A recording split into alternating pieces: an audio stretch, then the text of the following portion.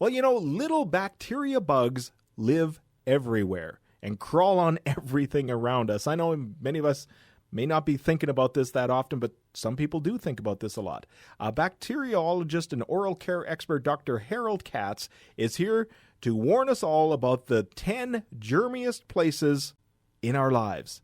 All the microscopic germs you never thought of are waiting to make you and me sick. And what a revolting thought. Nearly everything we touch is filled with the residue of other people. Hands that have just touched who knows what leave behind germs waiting to attach to you and me. And joining me on the phone line right now, a popular guest on the program here, Dr. Harold Katz. Dr. Katz, welcome back to the program. Well, thank you for having me. How are you doing today? I'm doing very well. I'm afraid to touch anything, though, after all this talk. Well, it does get a little scary when you hear these reports about people getting sick in hospitals. They were healthy when they went in, and they get sick when they get there, and all sorts of flu viruses and all sorts of bugs. And a lot of it, the news people try to scare us a little bit, but there's some very basic things we all can do to stay healthy. Okay, but before we get there, and we're going to talk about the 10 germiest places, and then we'll build up to what you refer to as the number one germiest place in our lives. And I want to open up the phone lines and see if people can guess where that number one germiest place is. It's 780-430-9300 or 1-877-827-2346 because we have one of your TheraBreath prize packs to give away. Excellent. Very good. Beautifully packaged in a nice gift basket. We'll talk about exactly what's in that later. But let's get through this list of these germiest places. Let's talk about them leading up to the number one place.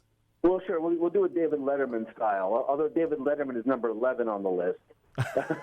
So, number 10 happens to be the gym. We all going to the gym now. We're working out, but little of us realize that the person on the exercise equipment who was there before us may have had a cold, may have had the flu. What you have to understand is sweat itself is sterile. There's no bacteria in sweat, but our skin is covered with bacteria. And especially we're always touching our nose and coughing into our hand and then touching the equipment. So it's always wise to clean off the equipment before you use it, even after you use it, so you can be considerate for the next person. Okay, so number 10 is the gym. All right, number 9. Number 9 is in the kitchen, particularly in the sink. And it has to do with the sponge. Let's say, for example, Grandma is over at the house and she's sick. So you wash her spoons off, the sponge sucks up those germs, and the next day you're wiping off the dishes again, and now you're depositing those same germs on the clean dishes. So a couple times a week, take your sponge, put it in a plastic bowl, fill it with water, and stick it in the microwave for about 90 seconds. And that will kill those germs so you're not reinfecting yourself through your sponge. Good point. Okay, number 8 on the list. Number 8, you take little Junior to the supermarket. You put him in the little shopping cart. And you didn't realize that your neighbor did the same thing with her child the other day, and her child had the flu. So little Johnny comes home, and 2 days later he's sick, and you couldn't figure out how he got sick. Well, that shopping cart needs to be cleaned. A lot of supermarkets now, I know up in Canada, they have some very beautiful supermarkets, but make sure they have those wipes to wipe off the handles. And when we talk about those wipes, make sure they have at least 65% alcohol. Anything lower than that's not strong enough to kill the germs.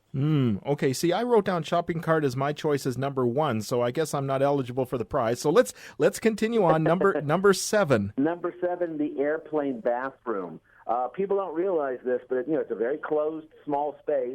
When you flush the toilet in the bathroom, make sure you cover that lid. You don't want to inhale things as they're flying around in the bathroom. There's an aerosol of bacteria every time you flush. And people are really messy in the airplane bathroom. They figure, hey, it's not my plane. Let me go ahead and just do whatever I want in here. So be very careful. You should wash your hands real well when you're done using an airplane bathroom. You don't want to reinfect your own personal goods. Okay, number 6. Number 6 has to do with the laundry. Now, what could be bad with laundry? Well, today the washing machine cycles no longer require hot water. Hot water in the washing machine was enough to kill the germs. But today with cold water, let's say, for example, someone didn't have very clean underwear. I don't want to go into details. Thank you. But that cold water doesn't kill those bacteria, and the lady of the house, whoever does the laundry, sticks her hand in the wet laundry, sticks it in the dryer, and then goes and prepares an omelet for someone. Well, you got to make sure to keep your hands clean. We recommend wearing some rubber or plastic gloves when you handle wet laundry. Ooh, okay. Never thought of that. Okay, now number 5. Number 5 is the toothbrush. Now, what could be bad with a toothbrush? Well, in many homes, they have that communal toothbrush holder. And if your wife is sick and your toothbrush is near hers, those bugs are going to end up on your toothbrush. It's inevitable. The other problem, again, has to do with the toilet. Close the seat, because you don't want those bacteria to float around and land on the bristles of your brush.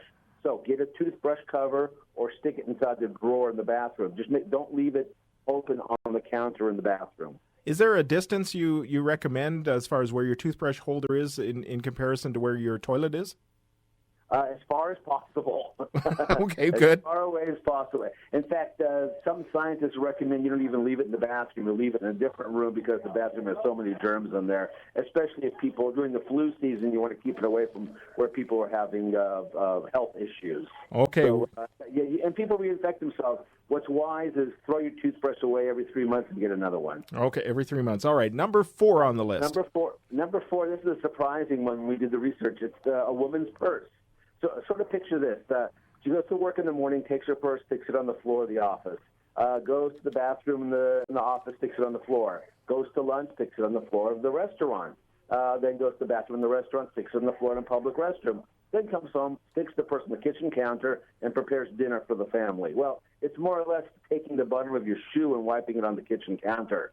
So never leave the purse on the floor. Leave it on a chair, or get one of those hooks that they have. You can, when you go to a restaurant, it sort of hangs off the edge.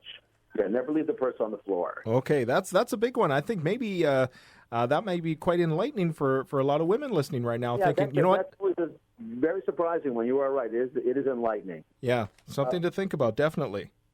Number 3, we go to hotel rooms. I travel a lot. I'm actually in San Antonio, Texas right now. Oh, okay.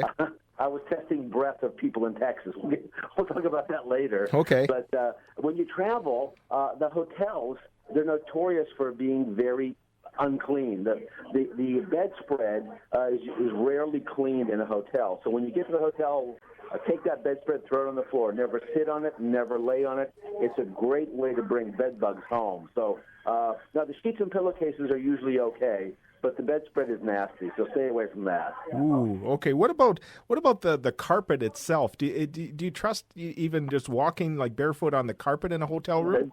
That's a good point. Someone actually asked me that question.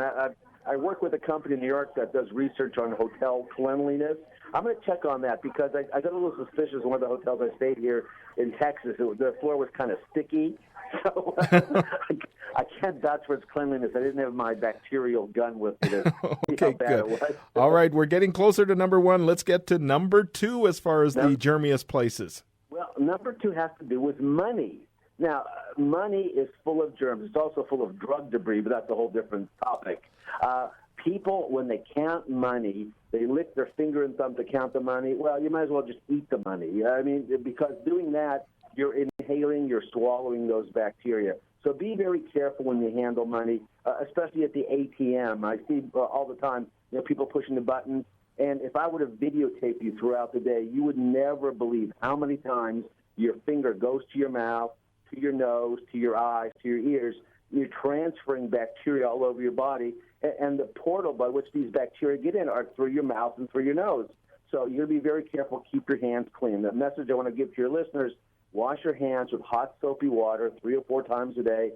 Take about a minute to wash your hands. Don't rush through it. And be very careful of these new antibacterial soaps. Many of them use something called triclosan.